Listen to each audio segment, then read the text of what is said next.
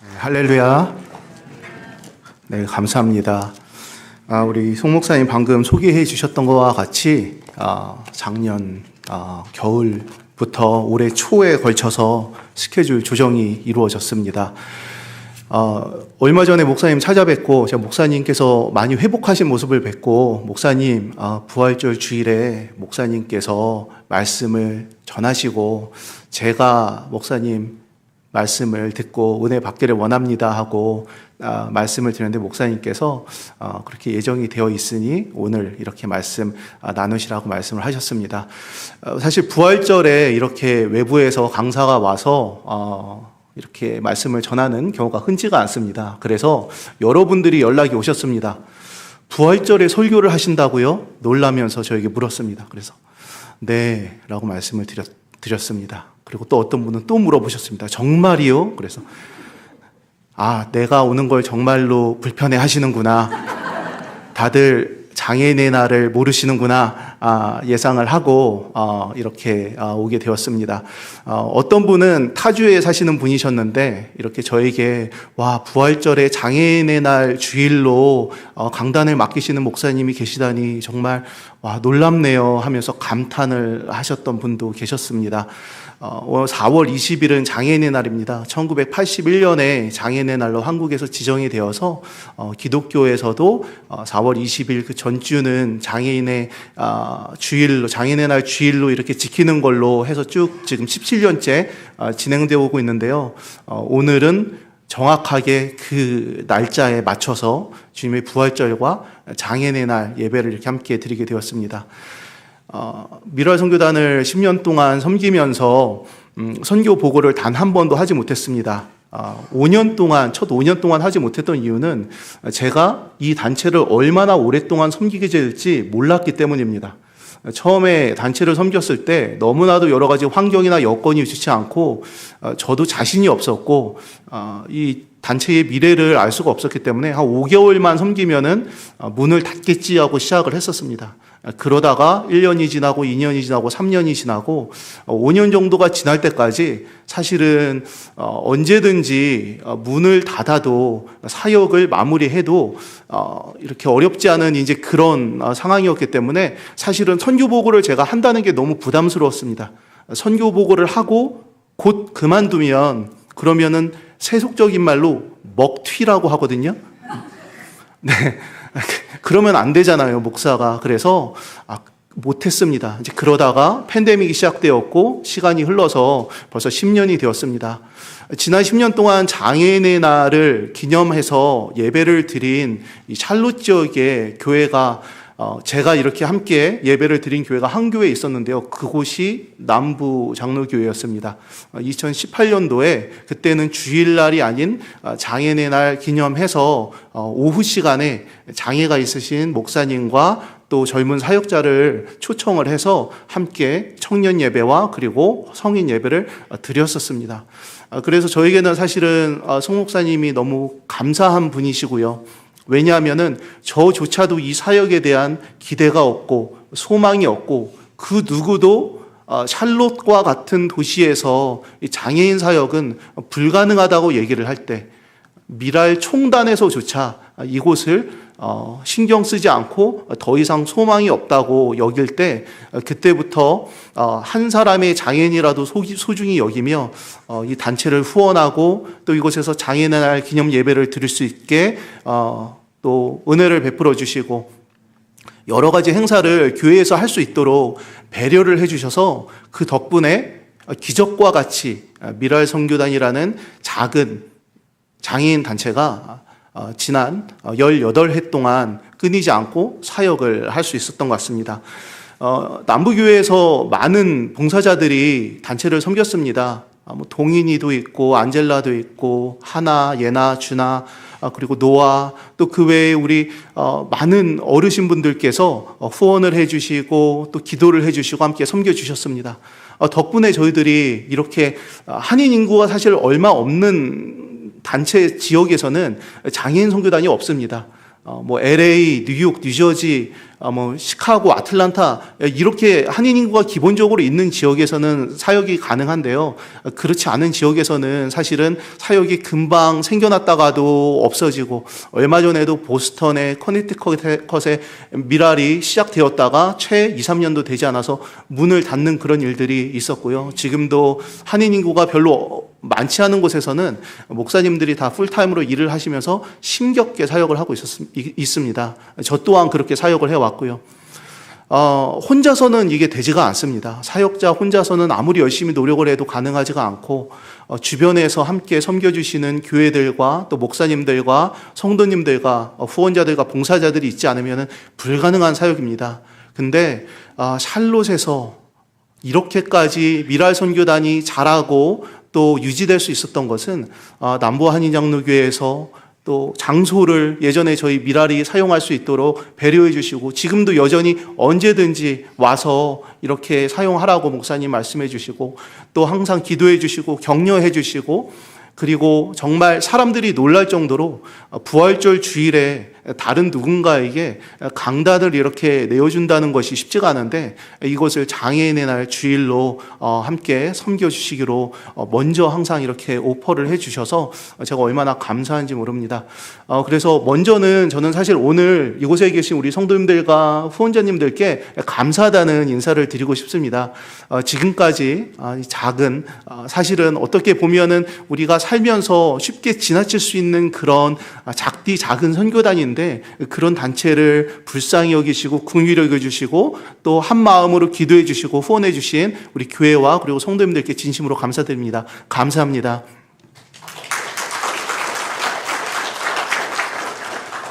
부활주일이기도 하고 장애인의 날이기도 하고 또 선교보고까지 함께 해야 되는 이런 자리라서 사실 부담이 많이 되었습니다. 어제 밤에 잠이 오지 않았습니다. 밤새 뒤척이고 있으니까 아내가 저에게 물어봤습니다. 왜 이렇게 잠을 못 이루고 있냐고요. 그래서 제가 얘기를 했습니다. 내일 말씀을 전하는데 부담이 된다, 이렇게 얘기를 했습니다. 그때 아내가 얘기를 했습니다. 너무 잘하려 하지 말고 사역 보고만 간단히 짧게 하면 다 좋아하죠. 최근에 들은 그 어떤 하나님의 음성보다 명료하고 클리어하게 저에게 다가왔습니다. 너무나도 마음이 흡족해졌습니다. 그리고 나서 다시 한번 고민이 되기 시작했습니다. 부활절 말씀도 전해야 하고 장애인의 날을 주제로 해야 되고 선교 보고도 해야 되는데 이걸 어떻게 짧게 하지? 진리로 인한 자유함이 임했다가 다시 한번 깊은 고민에 빠져들게 된 것입니다. 그러다가 하나님께 믿고 맡기기로 하고 다시 잠을 이뤘습니다. 오늘 함께 보신 말씀은 그 요한복음 5장 25절입니다. 말씀, 진실로 너에게 이르노니 죽은 자들이 하나님 아들의 음성을 들을 때가 오나니 곧 이때라. 듣는 자는 살아나리라 하십니다. 아멘이십니까? 네, 오늘 이곳 가운데 함께 예배드리시는 여러분들의 삶이 살아나기를 주님의 이름으로 축원합니다. 그리고 혹시 육신의 질병으로 인하여서 또는 마음의 힘듦으로 인하여서 또는 여러 가지 어려운 환경들과 일들로 인하여서 함께 예배드리지 못하는 분들 계시다면은 그분들의 삶 가운데서도 하나님의 소망과 은혜가 가득하기를 축원합니다.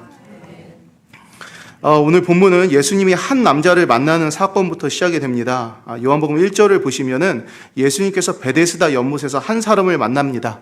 그는 38년이나 하반신을 움직이지 못했던 중증 장애인이었습니다. 그가 베데스다 연못가에 있었는데 그 이유는 그곳에 가끔 천사가 내려와 물을 움직이는데 움직인 후에 먼저 들어간 사람은 어떤 병이 걸렸던지 낫게 되는 기적이 일어나기 때문이었습니다. 그래서 그곳에 많은 병자들이 있었습니다. 영어 성경에는 보면요, 많은 병자들을 many disabled people이라고 써 있습니다. 시각장애인, 다리 저는 사람, 중풍병 환자들이 물이 움직이만을 기다리고 있었던 것입니다. 예수님께서 그곳을 지나가시다가 이 사람을 보았는데 딱 봐도 병이 중한 것을 알 수 있었을 정도로 심각한 사람이었습니다. 의료 기술이 발달된 현대 사회에서는 몸을 움직일 수 없는 중증 장애인들이라고 하더라도 휠체어를 탈 수가 있습니다. 요즘에는 전동 휠체어도 있고요. 그리고 거의 완성된 자율주행 자동차들이 있습니다. 원하는 곳을 마음대로 갈 수 있는 그런 수단이 많이 수월해졌습니다. 하지만 당시만 해도 하반신 장애가 있는 경우에는 이동이 불가능했습니다. 그는 아마도 널판지나 천 조각에 몸을 싣고 손으로 땅을 짚고 기어다녀야 했을 것입니다. 그의 두 손은 매우 거칠고 상처의 흔적으로 가득했을 것입니다. 제가 어렸을 때 시장 골목을 가면은 그런 장애인들이 있었습니다. 다리가 없거나 몸이 불편하신 그런 분들이 어떤 널판지에다가 바퀴 달린 것에 몸을 싣고 성경 찬송가를 이렇게 틀고 시장 바닥을 이렇게 왔다 갔다 다니시면서 사람들에게 도움을 청하는 그런 모습들을 보았습니다. 그런데 당시에는 그러한 바퀴 기술도 발달되어 있지 않기 때문에 온전히 손으로 기어서 다닐 수밖에 없는 그런 상황이었습니다. 사실은 다니지 못했다는 거죠. 다른 사람들이 누군가가 도와주지 않으면 움직일 수 없었다는 것입니다. 그것뿐만이 아닙니다. 이동이 어렵다는 것은 대소변을 보기 힘들다는 것입니다. 특별히 누운 지 38년이나 된 그런 이 병자의 모습을 봤을 때 하반신 마비가 있거나 또는 중풍에 걸렸을 그런 가능성이 있는 환자인데, 만약에 마비로 인하여서 몸을 움직이지 못하는 그런 상황이었다면 그는 대변과 소변을 마음대로 조정을 하지 못했을 것입니다. 근육을 관장하는 그런 배뇨기관들과 그리고 관략근이 움직이지 않아서 실수를 하기 때문입니다. 그러면은 길거리에 앉아서 누워 있는 것도 힘든데 대소변이 내 마음대로 컨트롤이 되지 않으니 굉장히 많은 심한 냄새와 악취들이 났을 것이고요. 그로 말미암아 이곳에 있는 사람들을 불쌍히 여겨서 도움의 손길이라도 주려고 했었던 사람들조차 냄새로 인하여서 그의 곁을 가까이 가지 못하고 멀리 지나쳤을 것입니다. 그의 유일한 생계 수단인 구걸이나 혹은 친구들과 가족들로부터 얻었을 그런 동정조차도 얻기가 쉽지 않은 그런 상황이었던 것입니다. 김병에 장사 없다고 한 해가 지나고 두 해가 지나서 베데스다 연못에서는 병이 기적과 같이 나아 떠나는 사람들이 하나 둘씩 있었지만 38년 된 병자는 주변에 하나 둘씩 가까웠던 사람들마저 떠나가고 아무도 남지 않게 되었던 것 같습니다. 그런데 그에게 사람들만 떠나간 것이 아닙니다.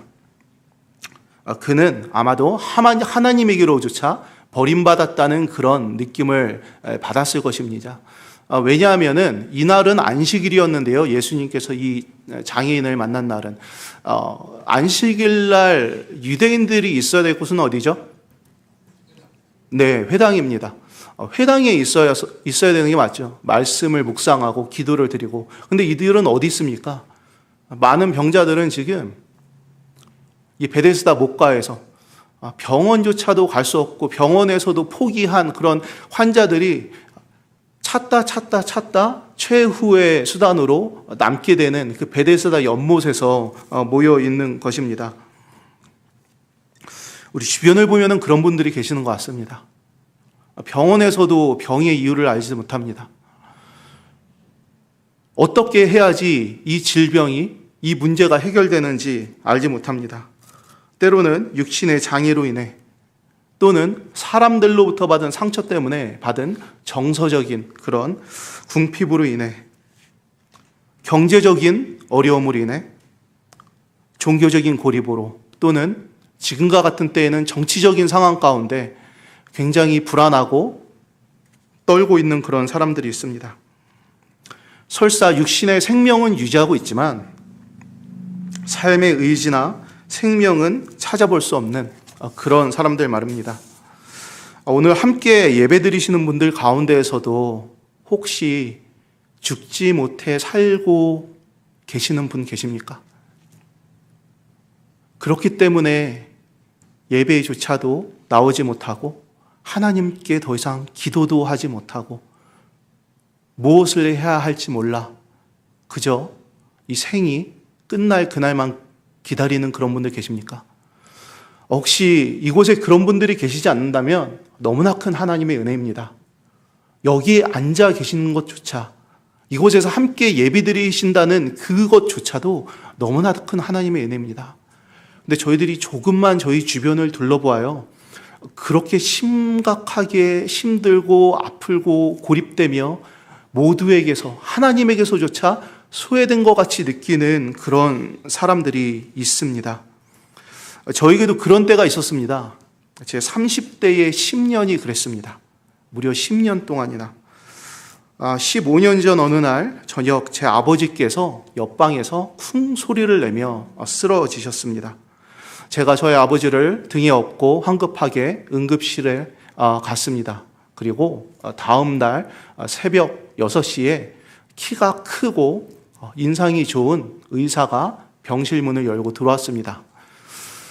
그의 눈에는 눈물이 가득 고였습니다. 좋지 않은 소식이 그로부터 전해질 것을 감지하고 있었습니다. 그가 얘기했습니다. 너무나도 죄송합니다. 미안합니다. 저희가 해드릴 것은 아무것도 없습니다. 6개월이 채 남지 않은 것 같습니다. 그 이야기를 듣는데 하늘이 무너지는 것 같았습니다. 그날은 부활절 주일이었습니다. 오늘과 같은 부활절 주일에 저는 오전 9시에 교회를 가서 의자를 셋업을 하고 찬양 준비를 하고 또 말씀을 나눠야 할 그럴 위치에 있었는데 차마 저희 아버지 곁을 떠날 수가 없었습니다. 그래서 교회의 양해를 구하고 태어나서 처음으로 주일, 그것도 부활절 주일 예배를 드리지 못하게 되었습니다. 이런 분들이 분명히 계실 거라고 생각합니다. 오늘 이곳에 함께 하지 못했던 분들 중에서요.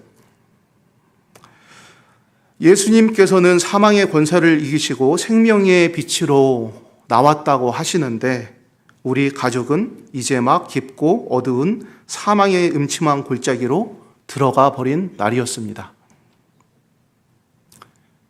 그날로부터 저에게는 가족을 책임져야 된다는 생계에 대한 부담이 있었고요. 그리고 사랑하는 아버지를 이제 곧 잃게 된다는 그런 두려움이 있었습니다. 그런 두려움 가운데 저에게 더 큰 딜레마로 다가온 것은 무엇이었냐면 제가 주님 안에서 평안하고 소망하지 못한다는 것이었습니다. 성경에는 분명히 주 예수를 믿으라 그리하면 너와 내 집이 구원을 얻으리라 말씀을 하셨는데 저는 전심을 다해서 주 예수 그리스도를 사랑하고 믿고 복음을 전하는 사람이었는데 하나님께서 약속하신 너와 내 집이 구원을 얻으리라는 그 약속을 신뢰하지 못했습니다. 저희 아버지는 결혼을 하고 30년, 40년 동안 교회는 다니고 있었지만 저희 아버님의 모습 속에서 하나님을 사랑한다는 모습, 하나님을 갈망한다는 모습은 찾아볼 수 없었기 때문입니다.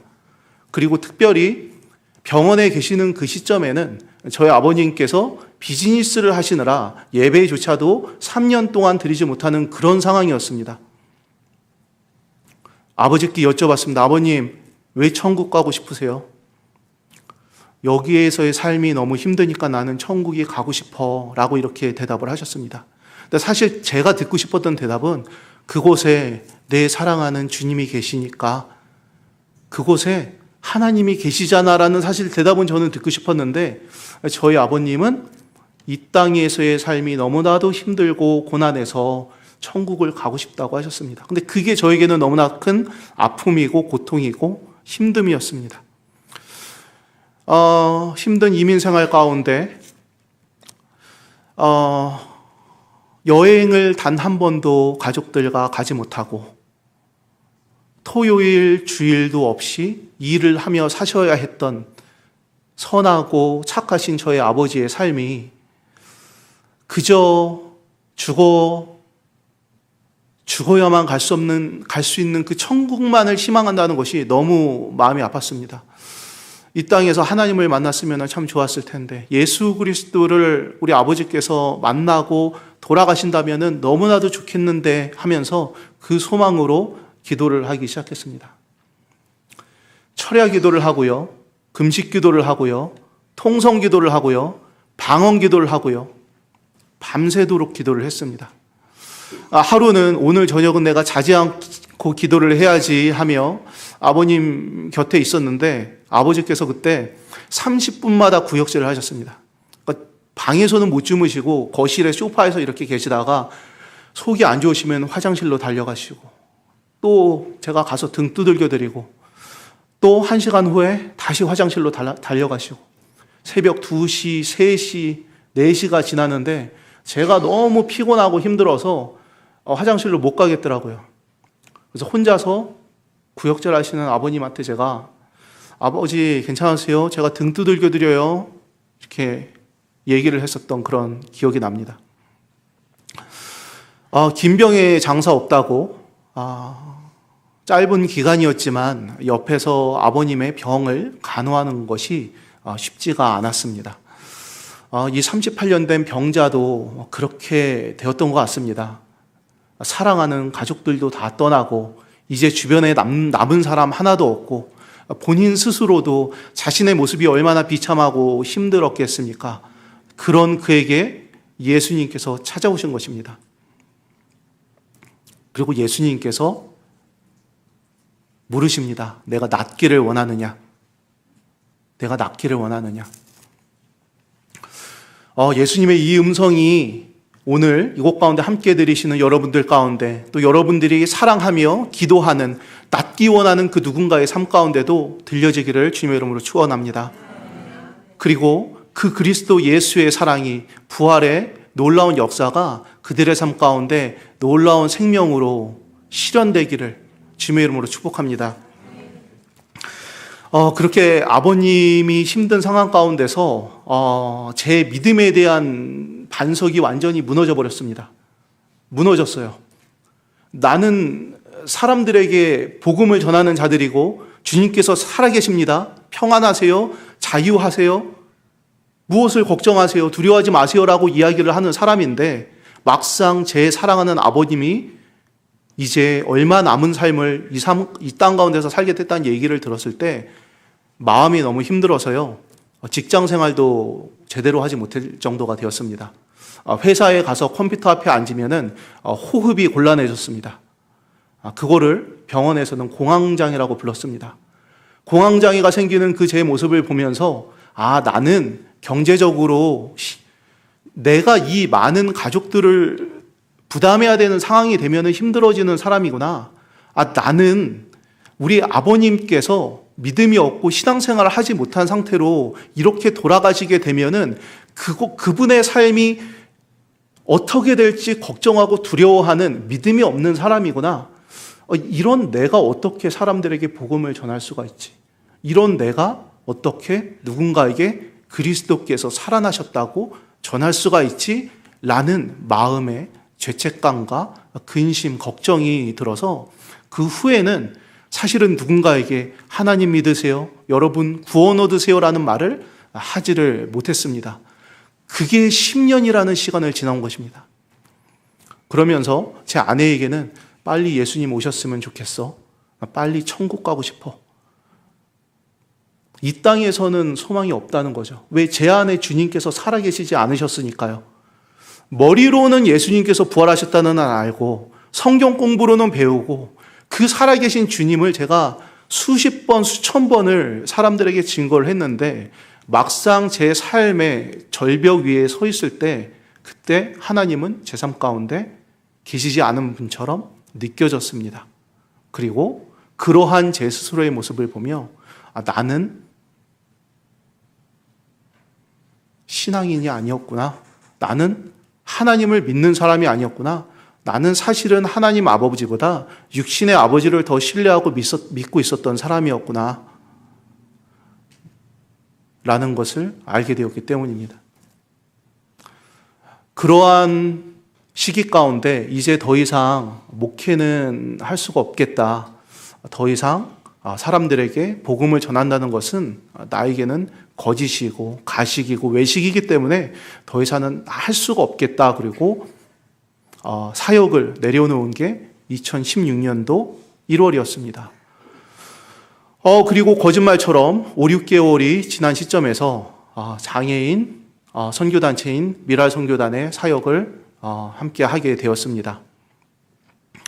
놀라운 것은 이 사역을 하게 되면서 제가 조금씩 회복되기 시작되었다는 것입니다. 사실은 너무나도 불안했습니다. 그리고 자신이 없었습니다.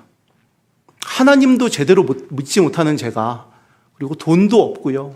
제가 그렇다고 어느 교회에 당시에 소속이 되어서 저를 도와주거나 저를 위해서 기도하는 사람이 아무도 없었는데, 이런 제가 이런 단체를 맡아서 이끌어간다는 것은 이거는 현실적으로 말이 안 되는 일이었습니다.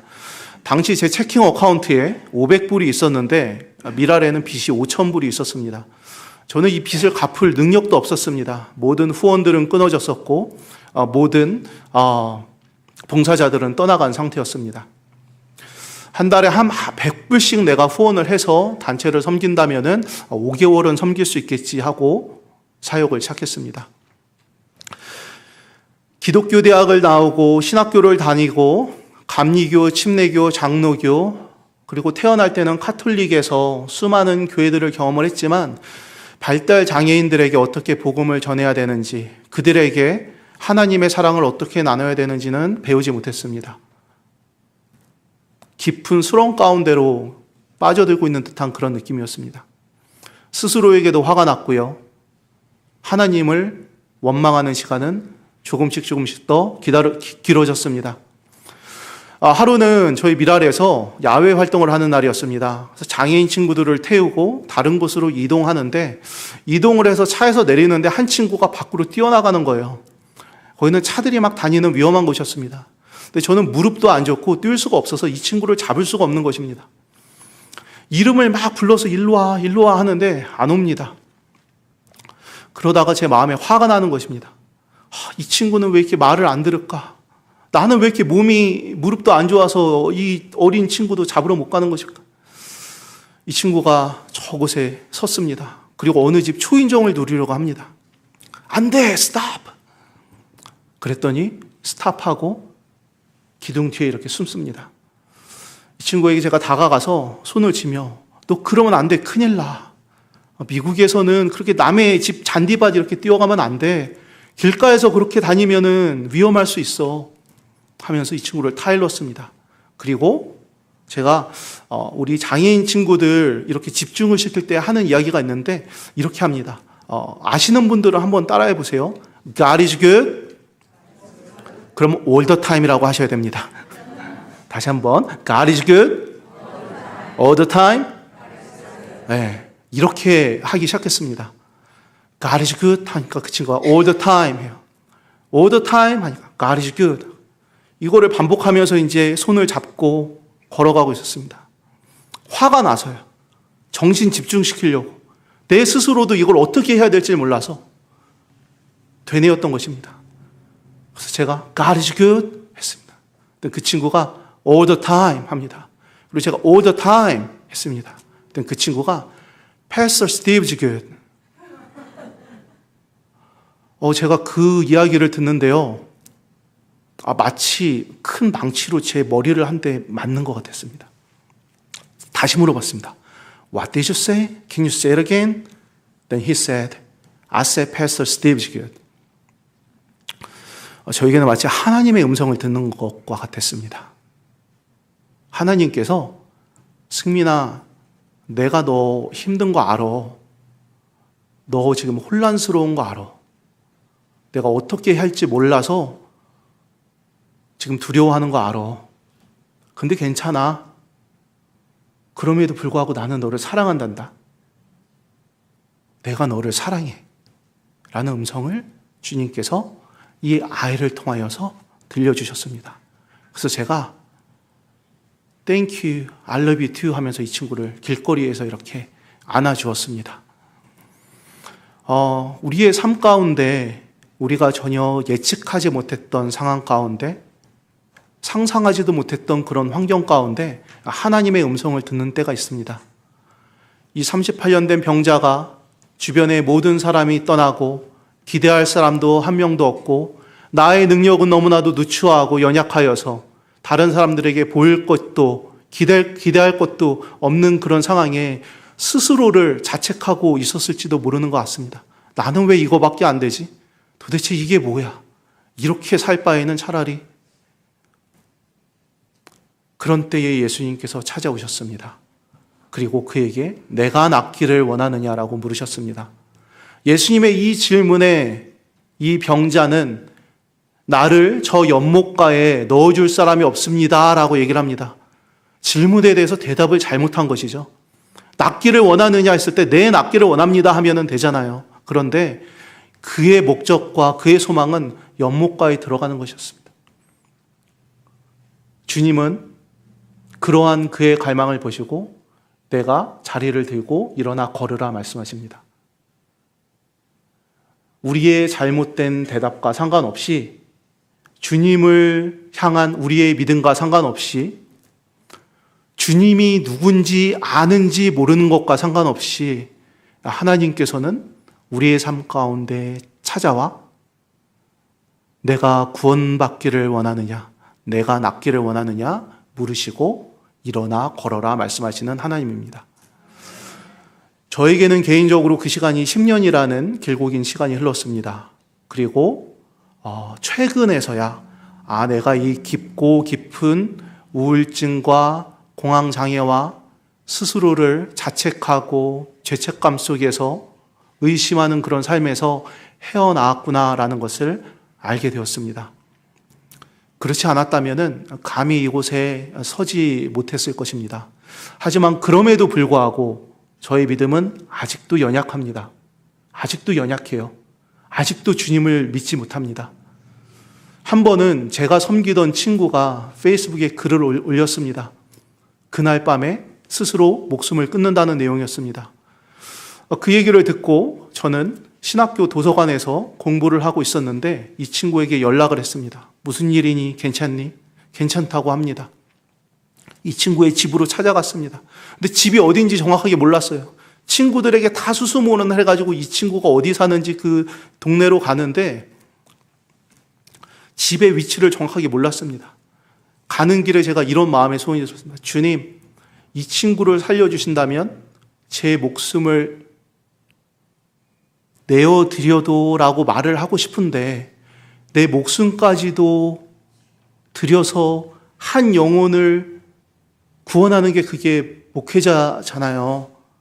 그렇게 얘기를 하고 싶은데 그 기도가 나오려는 순간 제 눈앞에 제 아들이 탁 지나갔습니다. 제 아내가 싹 지나갔습니다. 제 두 딸들이 싹 지나갔습니다.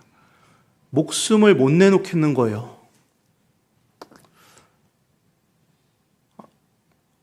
나는 주님께 내 생명을 드렸다고 고백은 하지만 실제로는 생명을 못 내놓는구나.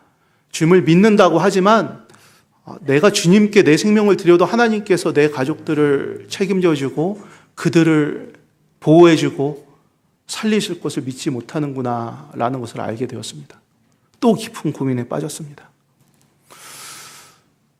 그러다가 또 수년의 시간이 흘렀고요. 그리고 알게 되었습니다. 하나님께서는 나의 어떠함과 상관없이 나의 믿음과 상관없이 나를 이 세상 그 누구보다도 존귀히 여기시며 나를 위하여서 생명을 주시며 나의 삶이 주님의 사랑과 축복으로 가득하길 원하시는 하나님이구나. 이게 아버지의 마음이구나라는 것을 깨닫게 되었습니다. 예수님께서 이 병자를 고치시고 이 병자는 낫게 되었습니다. 주변에 있던 유대인들이 그에게 책망합니다. 안식일날 걸어다니면 어떡해요? 누가 당신을 고치셨습니까?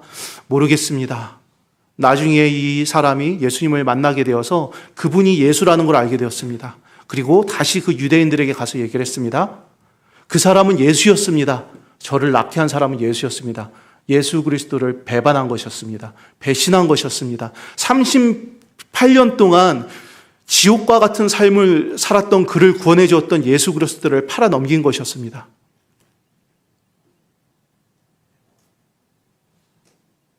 그러므로 유대인들은 예수에게 찾아와 안식일을 어기고 이 병자를 낫게 해준 예수님을 핍박하기 시작합니다. 예수님께서 이날 놀라운 말씀을 하십니다. 하나님께서 내 아버지라는 것입니다. 아버지께서 일을 하시니 나도 하신다는 것입니다. 사람들은 그 이야기를 듣고 경악을 했습니다. 내 아버지라고? 그럼 내가 하나님의 아들이냐? 그리고 예수님을 죽이기로 작정을 하십니다. 요한복음에 가장 먼저 예수 그리스도의 행하시는 일, 그가 하시는 일, 그리고 그가 누구신지 명확하게 밝힌 구절이 요한복음 5장의 이 말씀입니다. 예수님께서 하시는 일은 우리를 구원하시며 자유케 하시는 일입니다. 안식일은 생명의 기쁨으로 가득한 날이고요. 생명의 축복으로 가득한 날입니다. 예수님께서는 살리시는 하나님이십니다. 그리고 우리 하나님 아버지께서는 그의 자녀들의 어떠함과 상관없이, 그의 자녀들의 장의 유무와 상관없이, 믿음의 유무와 상관없이, 또 그들이 설사 탕자와 같이 아버지를 팔아넘기고 이 38년 된 병자와 같이 아버지를 죽음에까지 몰게 한 그런 사람이라고 할지라도 하나님의 구원의 손이 짧지 않습니다. 그런 하나님이십니다. 주님께서 말씀하십니다. 진실로 진실로 너에게 이르노니 내 말을 듣고 또 나를 보내신 이를 믿는 자는 영생을 얻겠고 심판에 이르지 아니하나니 사망에서 생명으로 옮겼느니라. 진실로 진실로 너에게 이르노니 죽은 자들이 하나님 아들의 음성을 들을 때가 오나니 곧 이때라. 이는 듣는 자는 살아나리라. 하나님의 음성을 듣는 때가 올 거라고 예수님께서 약속해 주십니다. 근데 그때가 어느 때라고요? 이때라. Right now. 그럼 죽은 자들은 누구를 말씀하시는 거예요? 우리 모두들. 살아있으나 실로는 죽은 자들. 믿는다고 하지만 실로는 믿지 못하는 우리들의 모습들. 주님께서는 이 땅 가운데 찾아오신 그분의 음성을 듣고 그분의 삶 가운데 동행하는 이들의 삶 가운데 살아나는 은혜가 있다고 말씀을 하십니다. 무덤 속에 있는 자가 다 그의 음성을 들을 때가 오나니 선한 일을 행하는 자는 생명의 부활로, 악한 일을 행하는 자는 심판의 부활로 나오리라. 무덤 속에 계신 분들 계십니까? 나의 가장 사랑하는 아버님이 힘든 상황 가운데 처했을 때 제 삶이 무덤 가운데로 들어가게 된 것처럼 내가 가진 의지하고 사랑하는 나의 남편이, 나의 아내가, 나의 아들이, 나의 딸이, 나의 어머니가, 아버지가, 나의 비즈니스가, 나의 무엇인가가 어려움 상황 가운데 처하게 돼서 나의 어떠한가는 상관없이 무덤 가운데 계신 분들 계십니까? 오늘 주님께서 그의 음성을 들려주십니다. 그리고 그 음성을 들은 여러분들의 삶이 생명의 부활로 가득하기를 주님의 이름으로 축복합니다. 기도하시겠습니다.